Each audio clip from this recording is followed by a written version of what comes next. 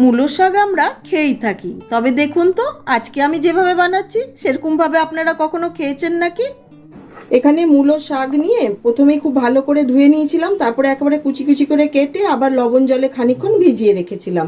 শাক কাটাটা আজকে দেখালাম না, আমাদের চ্যানেলে দেওয়া রয়েছে, আপনারা চাইলে দেখে নিতে পারেন। একটুখানি লবণ দিয়ে নিচ্ছি।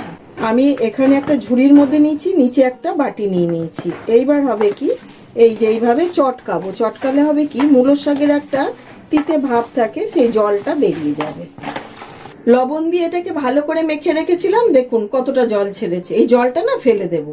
কড়াইতে সর্ষের তেল গরম করে দিয়ে দিলাম শুকনো লঙ্কা, কালো জিরে ফোড়ন। ফোড়নটা একটু ভেজে নিয়ে টুকরো করে কেটে রাখা আলুগুলোকে একদম লাল করে ভেজে নিয়েছি। এবার আগের থেকে তৈরি করে রাখা মূলো শাকটা দিয়ে খুব ভালো করে ভেজে নিচ্ছি। এইবার একটা কাঁচা লঙ্কা দিয়ে দিলাম প্রয়োজন মতন লবণ আর হলুদ দিয়ে আবারও খানিকক্ষণ ভেজে নিচ্ছি। এইবার দিয়ে দিচ্ছি কিছুক্ষণের জন্য ঢাকা। এখানে 1 চামচ গোবিন্দভোগ চাল নিয়ে খুব ভালো করে ধুয়ে 1 ঘন্টা আগে ভিজিয়ে রেখেছিলাম।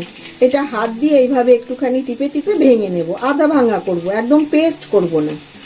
ভাজা হয়ে গেছে, ঢাকাটা খুলে নিলাম। এবার আগের থেকে তৈরি করে রাখা আতপ চালটা দিয়ে খুব ভালো করে নেড়ে মিশিয়ে নিয়ে বাটিটা ধুয়ে অল্প একটু জল দিয়ে নেড়ে নিচ্ছি ভালো করে।